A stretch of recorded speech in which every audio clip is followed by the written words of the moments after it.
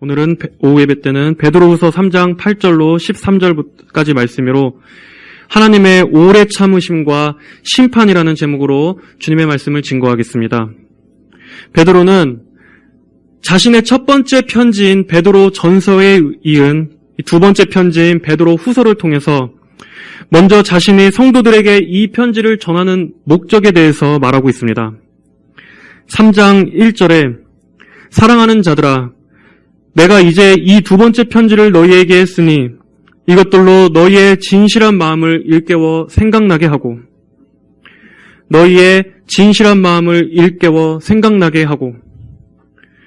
베드로는 먼저 그들로 하여금 일깨워야 할 필요성을 느꼈습니다. 왜냐하면 베드로가 이 편지를 쓸 당시 이 편지를 받는 독자인 성도들은 그리스도에 대한 충성으로 인해서 박해를 당하고 있던 때였기 때문입니다. 성도들은 예수님을 믿는 신앙 때문에 당대 사회로부터 일방적인 적대 행위와 분노, 또 개인적인 모욕과 조롱, 학대를 당하고 있었습니다. 베드로는 이러한 성도들의 고난에 대해서 많은 관심을 가지고 있었습니다. 그래서 혹여나 그들이 사회로부터 받는 여러 가지 고난과 핍박 때문에 그들의 믿음이 위축되거나 떨어지지 않도록 성도들을 굳게 붙잡아줘야 할 필요가 있었습니다. 베드로는 그의 첫 번째 편지인 베드로 전서에서 성도들은 이 불신의 세상에서 나그네와 순례자로서 살아야 한다고 그들의 정체성을 다시금 일깨워 주었습니다.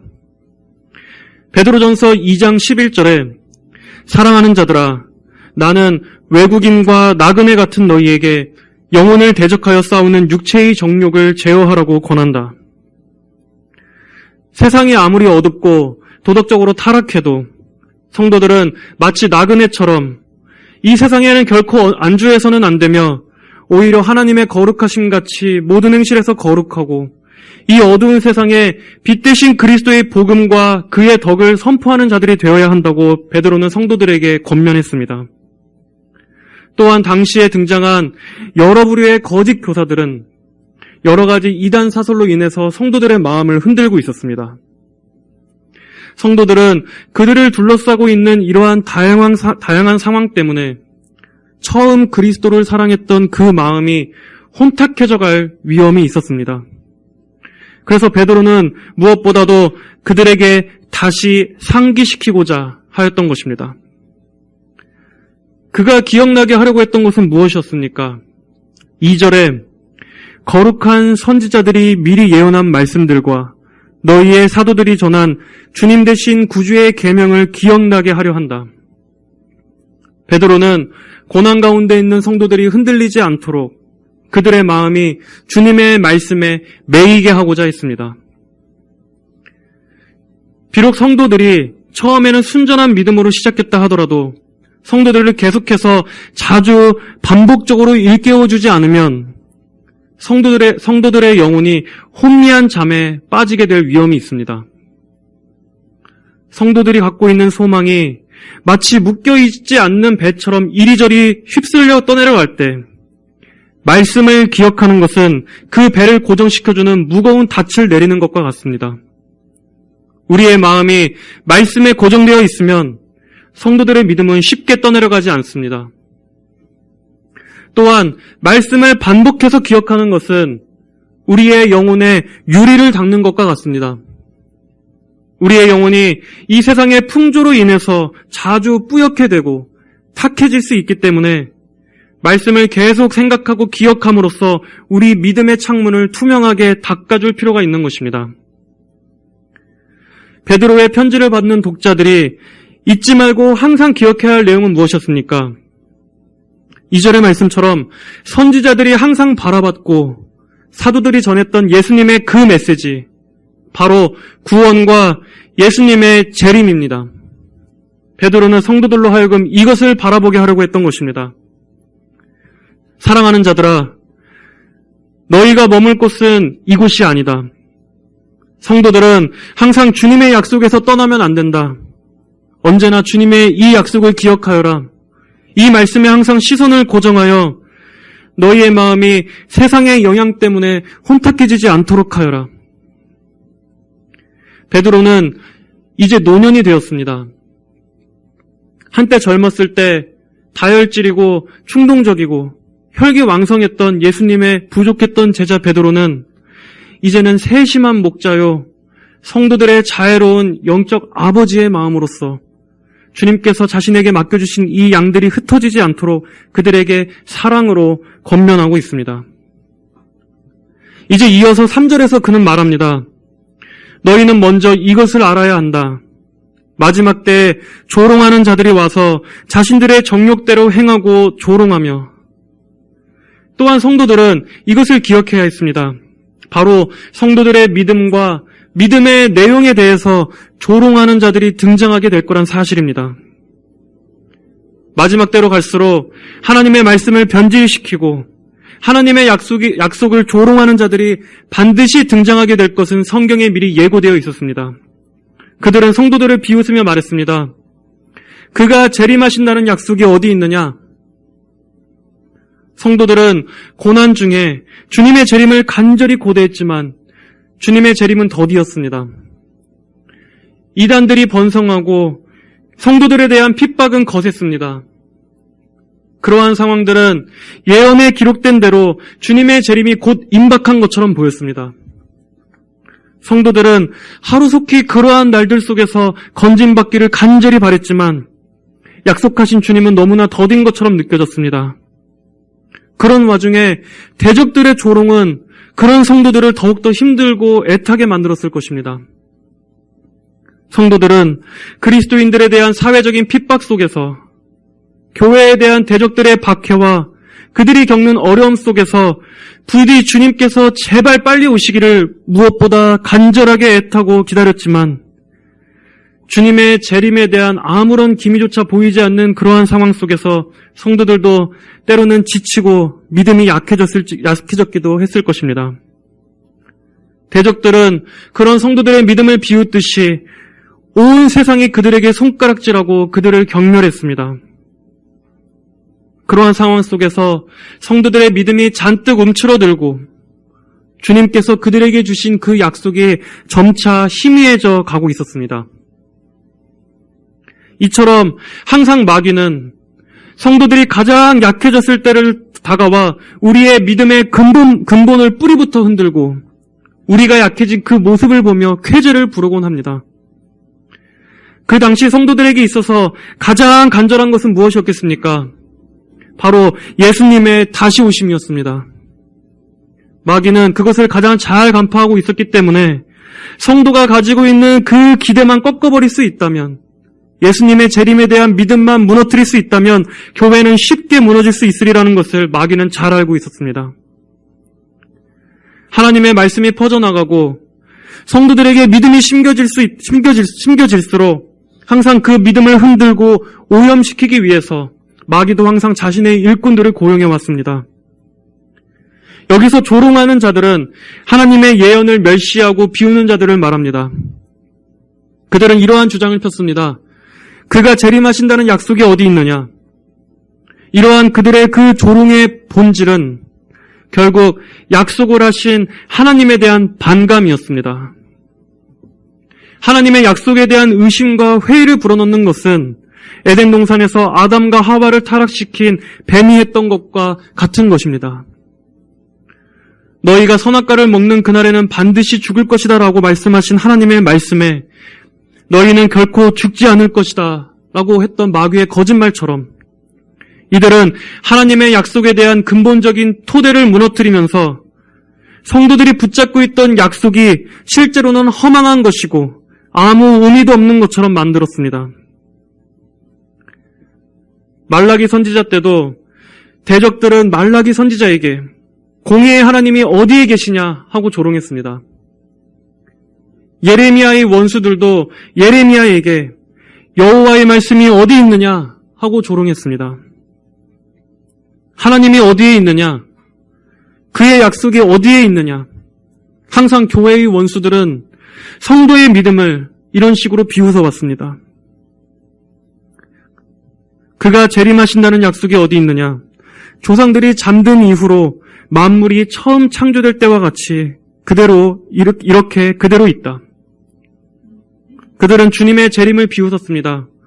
초대교회 당시에 예수님의 재림에 대한 소망을 가지고 살다가 끝내 재림을 보지 못하고 죽어버린 성도들의 삶을 두고 거짓 교사들은 주의 재림이 과연 있는 것인지 의심하며 또 그것을 믿고 기다린들 무슨 소용이 있느냐 하며 조롱했을 것입니다. 그렇게 재림을 열심히 기대하고 기다리던 자들이 죽어도 너희들이 믿는 예수는 끝내 아무런 응답도 없지 않느냐. 오히려 이 세상은 창조 이래로 여전히 변함없이 계속되고 있지 않느냐. 이러한 그들의 주장은 성도들의 믿음에 근본적인 회의감이 밀려오도록 조장했을 것입니다. 하지만 베드로는 그들의 이러한 주장에 반론합니다. 5절 이하에 그들은 하나님의 말씀으로 하늘이 옛적부터 있었고 땅은 물에서 나와 물로 형성된 것과 그때 세상은 물이 넘쳐서 물로 망하였다는 것을 일부러 잊으려 한다.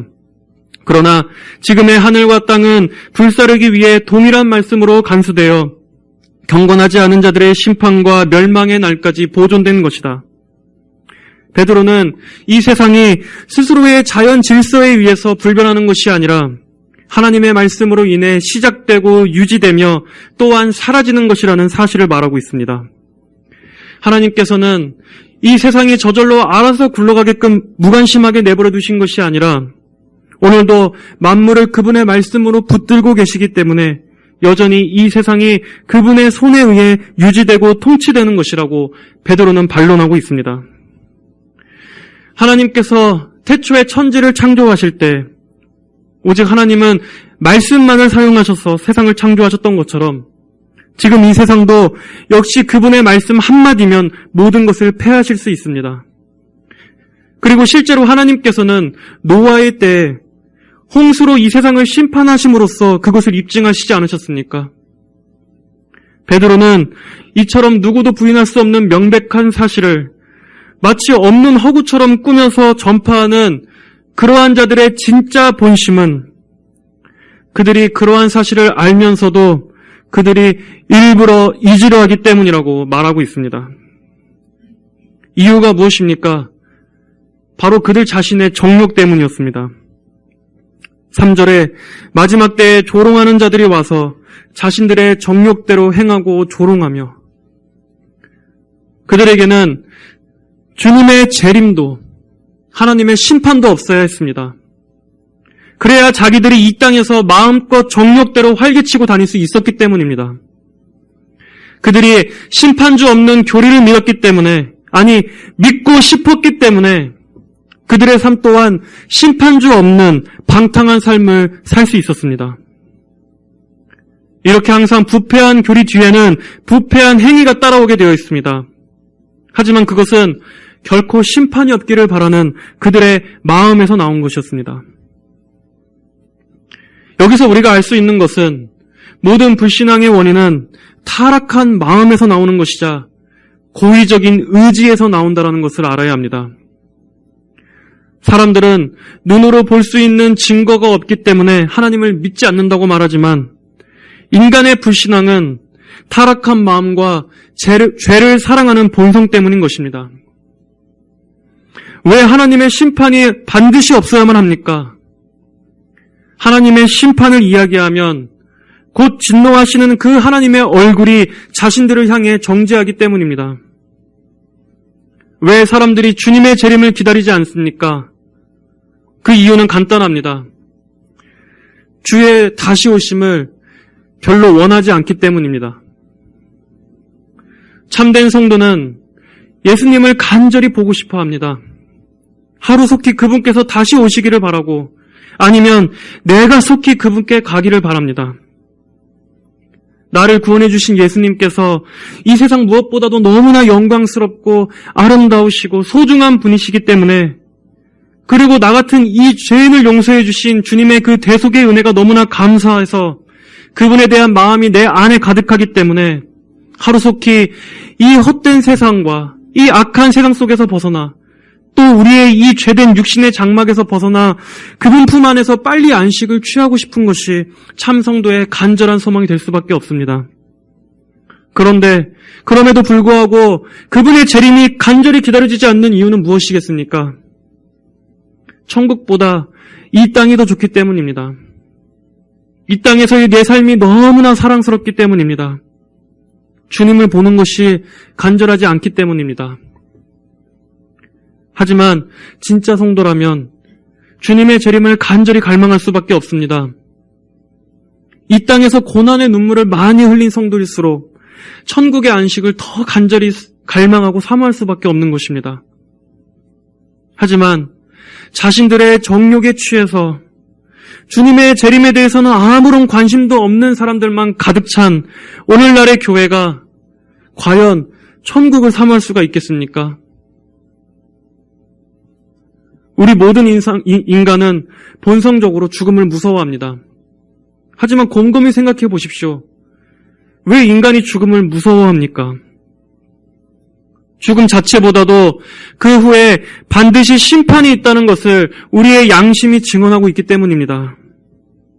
하나님을 믿지 않는 사람조차도 하나님께서 모든 인간의 본성에 심어두신 그 양심이라는 것이 있기 때문에 인간이 행한 그 모든 죄로 인해서 사람이 죽음 이후에는 반드시 심판주 앞에 서게 될 것이라는 그 본성 때문에 두려움을 느끼게 되어 있습니다. 하지만 사람들은 귀를 막고 일부러 모른 척합니다. 이 세상이 끝나지 않고 영원히 계속될 거라고 생각합니다. 자신도 결국 죽을 수밖에 없는 유한한 존재라는 것을 일부러 잊으려 합니다. 이렇게 죄 때문에 눈이 가려워진 인간은 어떤 선택을 해도 항상 구원과는 멀어지는 그런 어리석은 방향을 선택하는 것입니다. 이런 안일한 사람들에게 경고하듯이 베드로는 오늘날의 우리에게도 여전히 동일한 진리를 말씀하고 있습니다. 그러나 지금의 하늘과 땅은 불사르기 위해 동일한 말씀으로 간수되어 경건하지 않은 자들의 심판과 멸망의 날까지 보존된 것이다.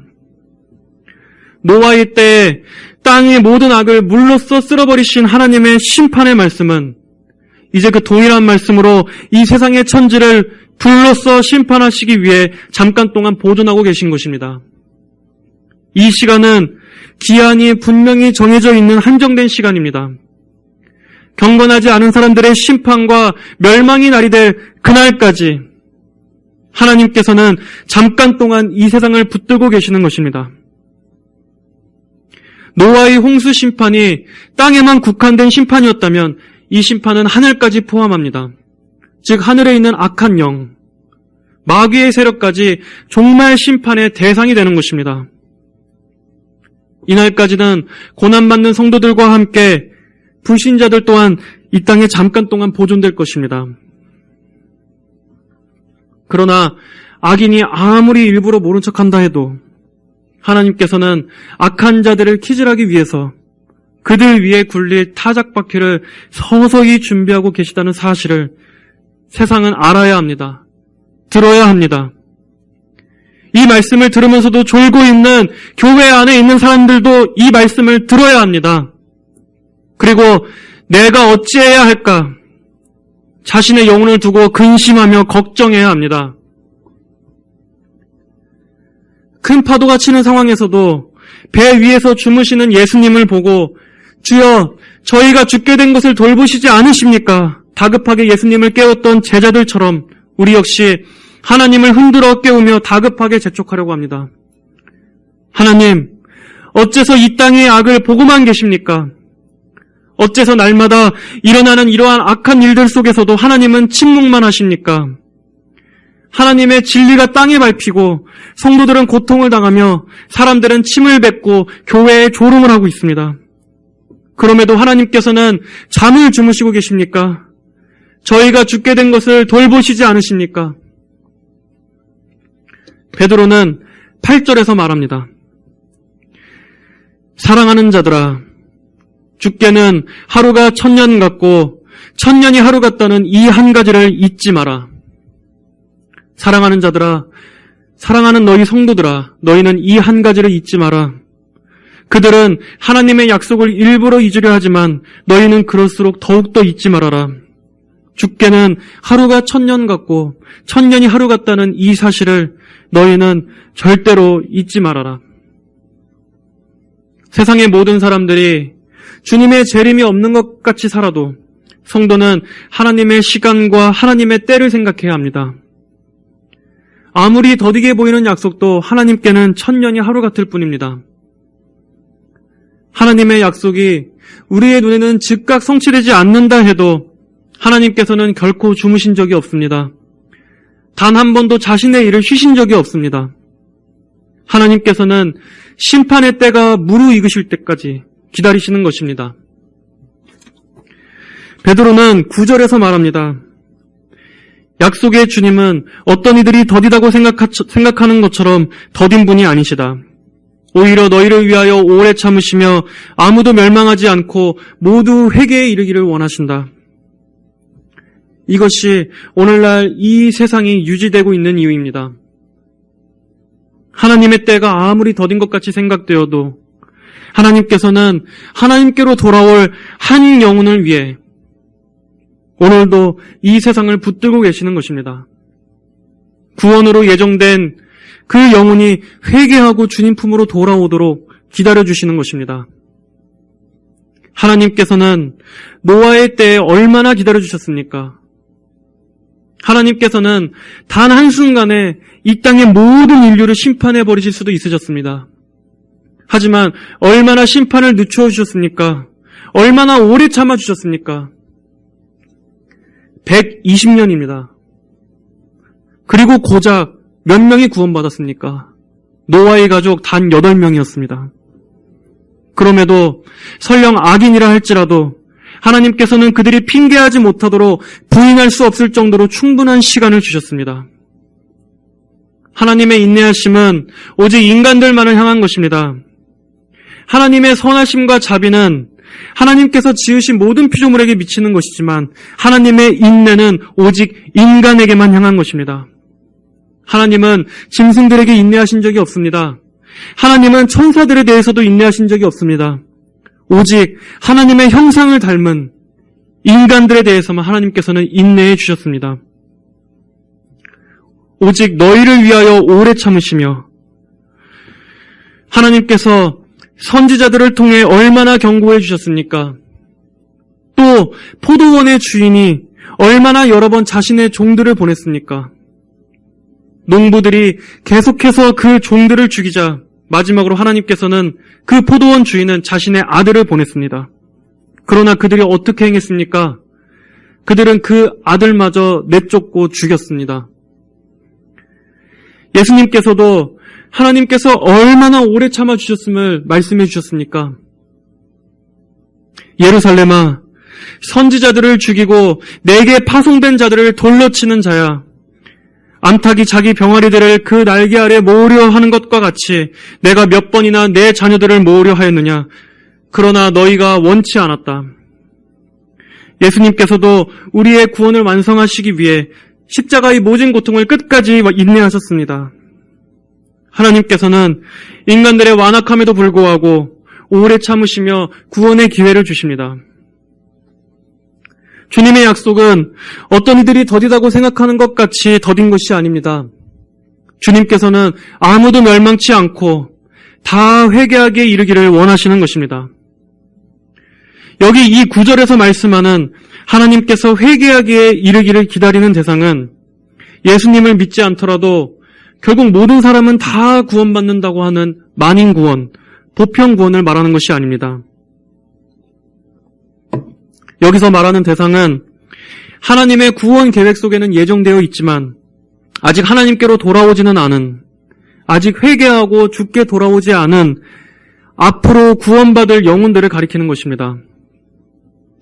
하나님께서 심판을 늦추시는 것은 하나님의 택한 백성이 회개하기를 참고 기다리고 계시기 때문입니다. 이것이 세상을 여전히 보존하시고 계시는 하나님의 목적입니다. 그것이 아니라면 이렇게 죄로 더럽혀진 땅을 하나님께서 그대로 놔두실 이유가 무엇 때문이겠습니까?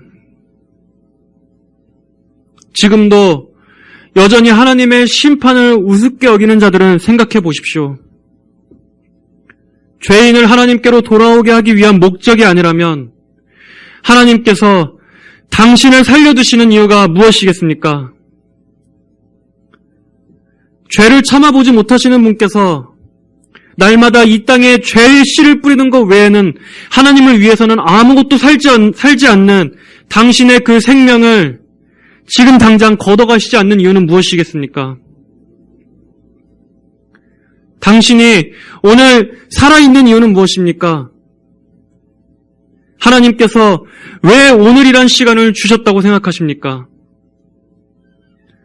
당신의 영혼이 회개하고 예수님께 돌아오기를 기다리시는 하나님의 인내하심 때문에 당신에게 바로 오늘이란 시간이 주어진 것입니다. 모든 사람은 하나님을 만날 준비를 해야 합니다. 사람이 한 번 죽는 것은 정해진 것이요 그 후에는 반드시 심판이 있다고 말씀하셨습니다. 인간에게 주어진 시간은 하나님 만날 것을 준비하라고 주어진 것입니다. 그리고 그것은 한정된 것입니다. 우리에게 주어진 날들은 하나님의 자비의 선물입니다. 하나님께 돌아올 기회들을 헛되이 낭비하지 마십시오. 하나님께서 언제 여러분의 영혼을 데려가실지 모릅니다. 여러분의 영혼이 그 날에, 그 순간에 전혀 준비되지 않았다면 갑자기 그때가 닥칠 때 여러분은 어떻게 되겠습니까? 하나님께서는 심지어 악인들조차도 아직 예수님을 믿지 않는 죄인들에게도 회개의 시간을 주시기 위해서 그들을 보호하시고 계십니다. 그러나 그날이 오면 그 보호도 끝나게 될 것입니다. 하나님께서는 결코 악인의 죽음을 기뻐하시지 않습니다. 그 어떤 흉악한 악인도 돌이켜 살기를 원하십니다. 하나님께서 그토록 참아주셨음에도 불구하고, 그토록 수많은 기회를 주셨음에도 불구하고 여전히 멸망의 길을 고집하시겠습니까? 여전히 이 세상을 사랑하고 이 세상에 안주하시겠습니까? 여전히 하나님의 경고의 말씀을 여전히 지루하게 여기시겠습니까? 이 세상이 오늘날 유지되고 있는 것은 하나님의 인내하심 때문입니다. 그러나 그 인내하심은 영원하신 인내하심이 아닙니다. 언젠간 끝이 있습니다. 하나님은 자비로우셔서 오래 참으시지만 영원히 참으시는 분은 아니십니다. 10절을 보겠습니다. 주의 날이 도둑같이 오리니, 그리고 마침내 그 날이 옵니다. 이 날은 예수님의 재림의 날이자 심판의 날입니다. 이 주의 날은 예고 없이 올 것입니다. 아무도 모르고 다 영적으로 잠들어 있는 그날에, 오히려 지금이야말로 가장 안전하다고 생각되는 바로 그날에 갑작스럽게 임할 것입니다. 여기에서 이 주의 날은 상징이 아닙니다. 그 날은 분명 어떤 한 날을 가리킵니다. 그리고 그 날에 어떤 일들이 벌어집니까? 그때 하늘이 큰 소리를 내며 사라지고 물질은 불에 타서 풀어지고 땅과 그 안에 있는 모든 일들이 드러날 것이다. 하나님께서는 주님의 재림이 어디 있느냐고 조롱하던 자들에게 그분의 두렵고 압도적인 심판을 증명하듯이 나타내실 것입니다. 온 세상이 어떻게 물에 잠길 수 있느냐고 비웃었던 자들에게 하나님께서는 온 세상이 불에 탈 수 있다는 것을 보여주실 것입니다. 여기서 하늘이 큰 소리를 내며, 주석가들은 여기 하늘이 큰 소리를 낸다는 이 구절에 대해서 공중에 화살이 날아가는 소리, 천둥 치는 소리, 불꽃 튀는 소리, 채찍을 내리치는 소리, 거센 물이 흐르는 소리 등의 모든 두려움을 종합한 공포스러운 광경을 설명하기 위한 의성어라고 해석했습니다. 그날에는 사람들이 붙들고 놓치지 않았던 이 땅의 보물들도 다 불타게 될 것입니다. 사람들의 소망과 행복도 다 불타게 될 것입니다. 이 세상 배후의 가장 큰 권세자도 다 불타게 될 것입니다. 그들의 권력과 재산도 불타게 될 것입니다. 인간이 쌓아올린 철학과 사상도 다 불타게 될 것입니다. 사람들이 견고하다고, 안전하다고 여겼던 모든 것들이 물질이 뜨거운 불에 풀어지듯 한순간에 불에 타서 다 녹아내릴 것입니다. 그날에는 불신자들이 행했던 모든 행위들이 다 드러나서 그들이 받을 심판의 근거가 될 것입니다. 그리고 그들의 영혼은 영원하신 분을 대적한 죄로 영원히 꺼지지 않는 불에서 영원히 끝나지 않는 고통을 당하게 될 것입니다. 이것이 그들이 그토록 비웃던 예수님의 대심판의 광경입니다. 이제 11절에서 베드로는 성도들에게 당부의 권면을 합니다.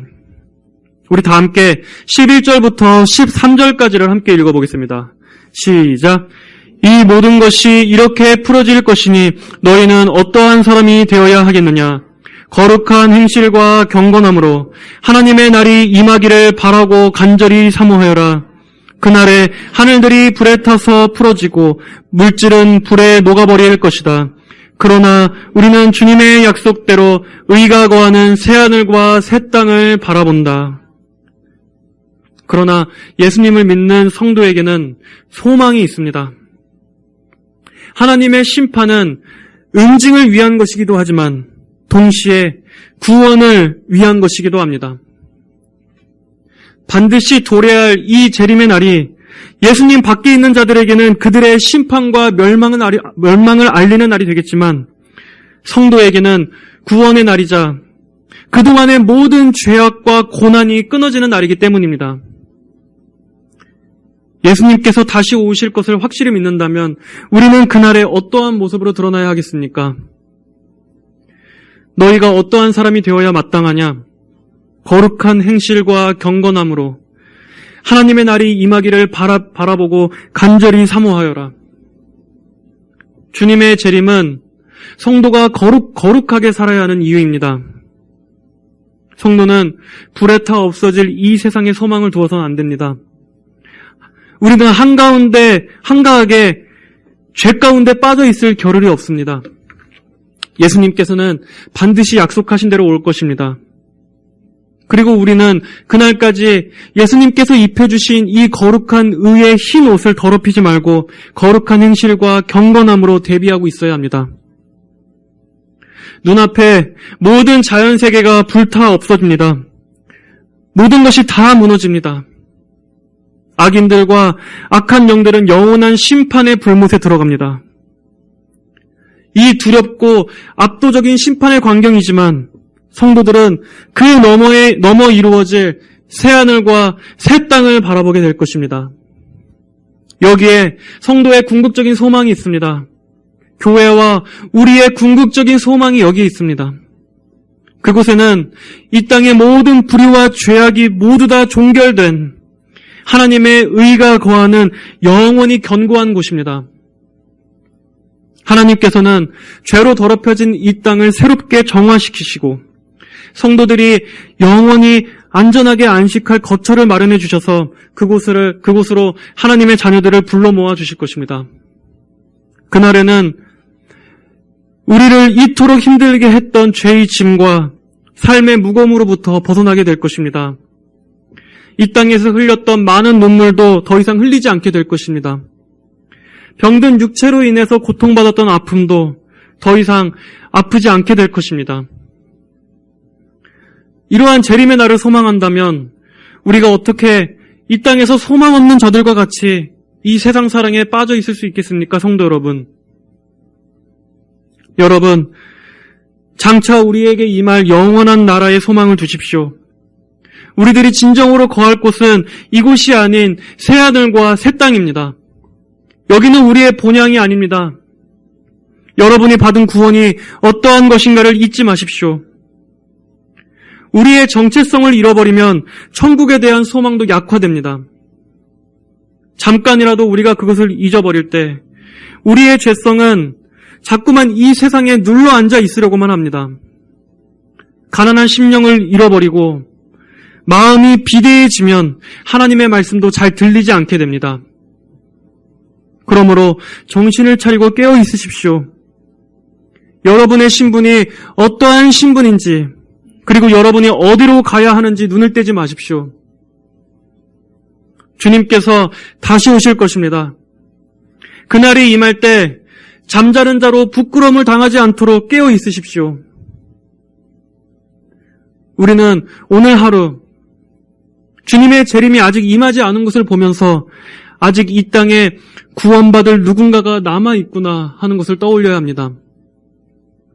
우리의 후대든 그 후대의 누군가든 그리고 또 이 세상 지구 어딘가에 있을 아직 죽게 돌아올 그 영혼들이 남아있기 때문에 하나님께서는 그날까지 이 세상을 간수하고 계신 것입니다. 이제 하나님께서 예정하신 그 수가 완전히 차면 더 이상 생명책에 기록될 다른 이름이 없으면 하나님께서는 이 세상을 심판하실 것입니다.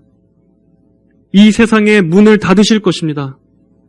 그러므로 하나님의 경고의 말씀을 부디 우습게 여기지 마시기를 바랍니다. 누가복음 17장 26절로 30절의 말씀입니다. 우리 주님께서 하신 말씀입니다. 노아의 날들에 일어났던 것과 같이 인자의 날들에도 그러할 것이다.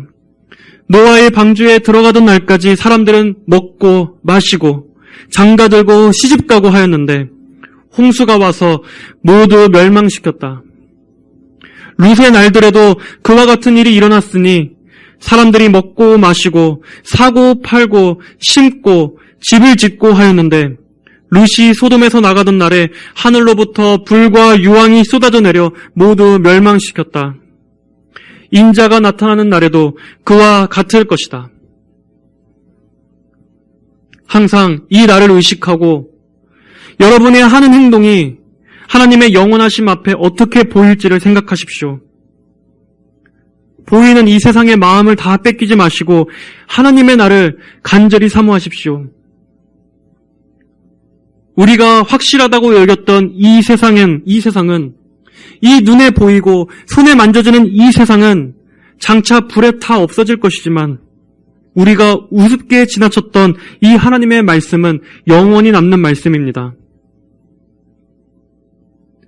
여러분이 만약 강단에서 선포되는 이 재림에 대한 말씀을 우습게 여긴다면 참으로 안타깝고 슬픈 얘기지만 여러분은 이 무너지는 세상 속에서 그 불 속에서 오늘날 헛되게 들었던 이 말씀을 들었던 이 시간을 너무나 후회하게 될 것입니다.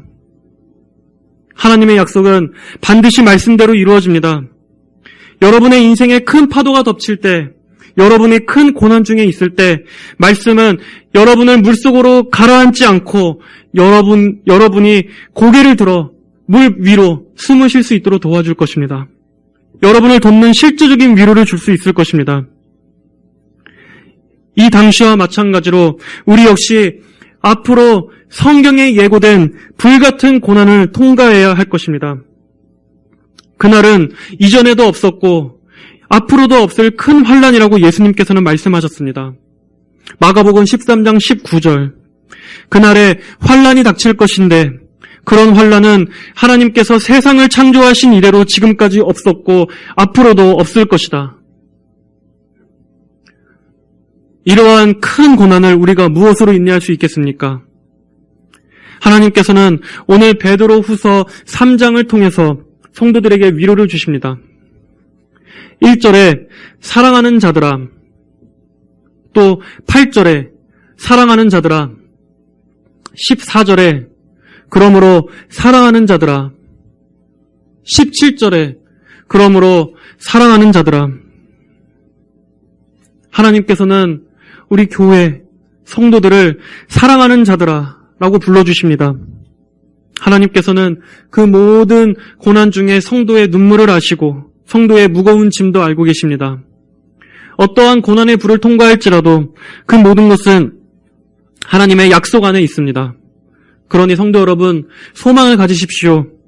주님 오실 하늘을 바라보십시오. 주님의 날이 곧 올 것입니다. 그날에 하늘들이 불에 타서 풀어지고 물질은 불에 녹아버릴 것이다. 그러나 우리는 주님의 약속대로 의가 거하는 새하늘과 새 땅을 바라본다. 성도 여러분, 천국을 많이 생각하십시오. 우리가 진짜 거할, 우리가 영원한 삶을 보내게 될 진짜 본향인 그 천국을 정말로 많이 생각하시기를 바랍니다. 여러분이 천국을 많이 사랑하고 많이 사모하고 기대하고 고대하면 고대할수록 여러분의 발걸음은 점점 더 천국을 향해 나아가는 그 성도의 발걸음이 될 줄로 믿습니다.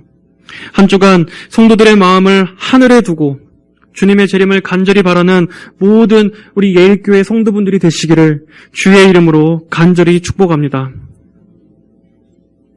다 함께 기도하시겠습니다. 하나님 아버지 감사합니다. 오늘 이 베드로 후서 3장의 말씀을 통해서 아버지 우리가 장차 거하게 될 이 성도의 참된 본향인 이 새하늘과 새 땅에 대한 말씀을 들었습니다. 아버지 우리 성도들이 그 천국으로 가는 긴 여정 가운데 우리의 육신과 마음과 눈과 귀와 생각들을 이 세상의 거짓된 유혹에 넘어가지 않게 하여 주시고 이 땅에 안주하지 않게 하여 주시고 아버지 천국을 위하여 힘차게 전진하는 믿음을 가질 수 있도록 도와주시옵소서.